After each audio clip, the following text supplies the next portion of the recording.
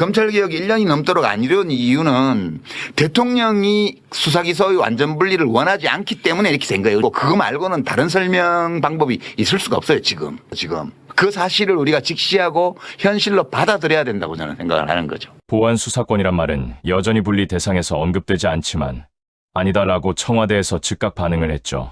강유정 대변인이 반응을 한 것처럼 이 보안 수사권에 대해서 존치를 하느냐 마느냐가 사실은 이 문제의 본질이에요. 이 대통령의 발언을 먼저 한번 들어볼게요. 침해의 위험성도 전혀 없는 단순 사실관계 확인 이런 거 이거 한번 좀 하면 안 돼. 그 길까지 완전히 봉쇄해야 돼? 라고 하는 게 제 생각이었죠. 지금도 그 생각은 변함이 없어요. 단순한 수사 과정의 복귀 확인 정도를 원했다면 1월과 3월의 정부안이 그렇게 나올 수가 없었습니다. 단순한 복귀 확인을 근거로 피의자 원고를 불러 별도의 신문이 가능했고 새로운 사건으로의 수사 지휘도 가능했었습니다. 사실상 검찰 수사권이 완전히 복귀하는 걸로 여러 꼼수 장치들로 가득 차 있었습니다. 검찰이 대통령의 선의를 선의로 받아들인다는 가정하에 대통령의 주장은 지극히 합당하지만 검찰이 어떤 조직인지 대통령이 몸소 빡세게 체험한 분입니다. 지금도 그 생각에는 변함이 없다. 이게 6월 8일 기자회견장에서 한 얘기죠.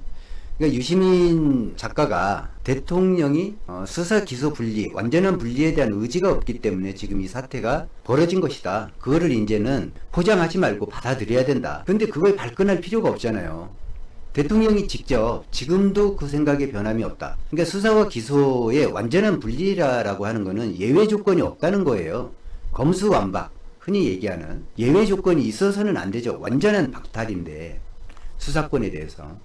근데 예외 조항을 얘기를 한단 말이죠.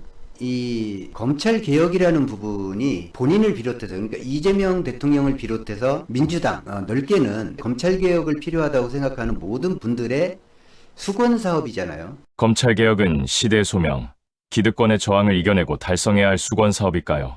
아니면 정치인 개인이나 정당이 선거에서의 유불리를 따져내거는 슬로건일까요? 이게 정치적 슬로건으로 활용되는 측면이 없지 않기 때문에 정치적 슬로건으로 활용되는 측면이 없지 않다. 6월 19일에 한 얘기죠. 그러면 민주당이 지금까지 이 검수완박을 주장했던 게 정치적 슬로건이었었냐, 아니면 시대적 소명이었었냐. 이 정치적 슬로건이라고 하는 것은 정당의 정파적 이익을 얻기 위해서 내거는 어떤 구호나 주장을 정치적 슬로건이라고 하거든요. 그러면 정당의 정파적 이익을 얻고자 지금 검수완박을 이 민주당이, 이재명 대통령이 또 민주진보 진영의 그 많은 사람들이 주장을 했었는가? 그건 아니죠. 그러니까 시대의 소명, 이게 대한민국의 이로운가 안 이로운가, 이게 시대적 소명이다 아니다, 이 관점에서 바라보고 지금까지 주장을 해왔던 걸 정치적 슬로건으로 얘기를 해버리셨어요. 시대적 소명이라면 참여 자체가 보람차고 영광스러운 일이겠죠. 그 주역이 된다는 건 말할 필요도 없을 것입니다. 역사에 족적을 남기는 일이니까요. 정치적 슬로건이 정당의 이익을 극대화하기 위한 수단이어서 선거 때마다, 정치적 국면마다, 얼굴마담으로 바뀌는 것이라는 걸 감안하면 시대적 소명과 정치적 슬로건과의 차이는 적지 않습니다. 1948년 이후 한 번도 실행해 본 적 없는 검찰의 수사권과 기소권의 완전한 분리는 정치적 슬로건이 아니라 시대적 소명입니다. 그런데 우리가 끼는 것 그리 바람직하지 않다. 우리가 끼이는 것, 여기서 우리는 청와대죠. 청와대가 끼이는 것은 바람직하지 않다. 근데 여기서 이제 마무리 발언 들어볼게요. 정치화를 막기 위해서 제가 국회로 넘긴 거예요. 국회가 하자는 대로 할 테니까 권한을 줬으니 책임도 지겠죠. 자, 권한을 줬으니까 책임을 지겠죠. 여러분은 이거에 대해서 어떻게 생각하세요? 권한을 줬으니까 책임도 지겠죠? 라는 말.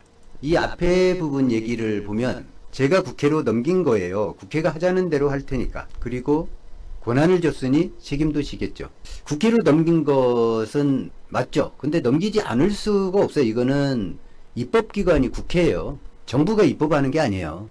입법해달라고 법안을 제출할 수는 있죠. 권한을 줬다라는 말은 이건 대통령께서 잘못 생각하고 계신 거예요. 대통령이 무슨 입법부에 권한을 줘요. 반대로 입법부가 대통령한테 권한을 주는 거예요. 법을 만들어서. 이거는 상당히 잘못된 인식입니다. 이거 저는 말 실수라고 봐요. 이 부분은. 어쨌든 이재명 대통령이 국회에 권한을 준 것이 아니고요. 그냥 국회 스스로가 가지고 있는 권한이고 헌법에 따라서 우리나라가 대통령제를 채택하고 있고, 하지만 그 모든 것은 국회가 법을 그렇게 만들어서 대통령제를 하고 권한을 많이 가지고 있는 거예요. 대통령의 권한을 국회가 준 것이에요. 이게 민주주의의 출발이 대통령이 아니라 국회라는 얘기죠. 이 대한민국의 시작이 정부가 아니라 국회라는 거예요. 법을 만들고 그 법에 따라서 정부가 세워지고 사법부가 세워지고 각자의 역할 관계가 정해져 있는 거죠. 지금 검찰 개혁도 마찬가지로 국회의 권한을 넘긴 것이 아니라 본래 국회가 가지고 있는 권한이에요. 그것을 정부가 우리가 좀 해보겠다라고 검찰 TF를 총리실에 만들고 가져간 거예요. 따지고 보면 그게 사실인 것이. 국회가 하고 있는 것을 정부가 가져가서 내가 할 테니까 니들 말하지 말고 가만히 있어. 그 6월달이 돼서 이제 정부안 안 낼 테니까 국회가 알아서 해봐. 지금 상황이 이 상황이에요. 근데 이게 정상적인 모습은 아니라라는 거예요. 이재명 대통령을 결과적으로는 지지자들이 이 그릇된 떠받침으로 인해서 잘못된 길로 유도할 수 있어요. 이렇게 유능하고 일 잘하고 이런 분이 지금 사실 민주당하고의 문제에서만, 이것도 뭐 느끼는 사람이 있고 못 느끼는 사람이 있잖아요. 민주진보 진영하고만 불편한 지금 관계를 계속 가져가고 있는데, 제가 만약에 이재명 대통령이라면 저는 유시민 작가를 비롯해서 이 진영 내에 몇몇 사람들 불러다가 자기에게 좀 비판적이다 생각하는 사람들, 우려한다고 생각하는 사람들 좀 불러다가 허심탄회하게 시간 제약 없이 그냥 대외적으로 보여주기 말고요. 그냥 한 3시간, 4시간 이재명 대통령도 토론 잘하잖아요. 그 자기 주관, 자기 소신 뚜렷한 분이고 대화를 했으면 좋겠어요. 이 딸랑거리는 목소리가 너무나 커가지고 지금 안 들릴 거예요, 사실. 너무 딸랑거리는 목소리가 커요. 이 밖에서도 그 소리가 들릴 지경인데 이재명 대통령 귀에 다른 소리가 제대로 들릴까? 들리지 않을 거다. 저는 좀 그렇게 생각을 해요. 유시민 장관의 발언을 들어볼게요. 민주주의 선거에서 대통령을 뽑고 5년마다 뽑고 지금 우리 4년마다 국회의원을 뽑는데 다수가 되는 구조를 만든다는 것은 원천적으로 있을 수 없는 거예요. 이제 어떤 의미를 담아서 구조적 다수라는 말씀을 이재명 대통령이 했는지는 모르겠으나 저는 이제 대통령이 지금 아직 말하지 않은 어떤 재건축 또는 재개발에 대한 구상이 있고 그 구상을 뒷받침하는 팀이 밑에 있다고 봐요. 근데 그 팀의 기획 수준이 되게 형편없어요. 너무 수준이 낮아요. 그래서 리스크는 엄청 높고 실패 가능성이 농후한 길로 지금 대통령이 가고 있는 거라고 저는 생각을 하고, 외연 확장에 대한 부분을 얘기하는 거예요. 이게 이재명 대통령께서 직접 얘기한 외연 확장이 있죠. 구조적으로 확장시켜야 한다라는 이야기. 근데 그게 원천적으로 불가능하다라는 이야기를 하는 거예요. 논리적으로. 그러니까 만약에 유시민 작가의 이야기가 틀렸다라고 하면 그걸 논리적으로 반박을 하면 돼요. 그런데 비판을 하는 방송사, 언론사, 그 다음에 이 비평가들 얘기, 뉴스를 쭉 검토를 해보면 논리적으로 비판하는 곳은 한 군데도 없어요. 그냥 실패한다고 했다. 그게 유일한 뉴스거리더라고요. 실패한다고 했다. 왜 실패한다고 했느냐에 대해서는 어떤 언론도 다루지를 않아요. 이 정말 심각해진 거예요, 이게. 이 딸랑거리는 목소리가 이렇게까지 클 줄이야. 아니, 언제부터 민주진보 진영의 대통령에게, 와, 이것도 사실 복이라면 복인데, 따지고 보면, 그쵸? 복이라면 복인데, 이렇게 협조적일 수가 있나? 근데 왜 협조적일까? 예전에는 그랬잖아요. 무조건 비판하는 사람은 오히려 띄워줬어요. 오히려 띄워줬잖아요, 오히려. 뭐 불과 몇 년 전에 이재명 당대표 시절에 그 비박이라고 하는 사람들, 비명이라고 하는 사람 막 있었잖아요. 근데 그 사람들 방송에 나가고 뭐 한마디 하면 조중동을 비롯해서 막 언론들이 일면에 실어주고 막 그랬지 않아요? 이재명 당시 당 대표를 공격하는 칼로 썼죠. 그 사람들의 발언을. 근데 지금은 조금 다른 게 대통령을 비판하는 것을 부각시켜서 이재명 대통령을 곤란하게 한다 라기보다는 비판한 사람을, 대통령을 비판하는 사람을 공격을 해요, 언론들이. 정말 특이한 지점이에요, 이게. 그러니까 이런 기조가 좀 맞나? 이게 맞는 건가? 사실 언론이 해야 되는 얘기를 유시민 작가가 하고 있는 건데, 자, 외연 확장, 구조적인 외연 확장이라고 하는 것은 결국에는 국회의 구성원을 얘기하는 거겠죠. 국회의 구성원.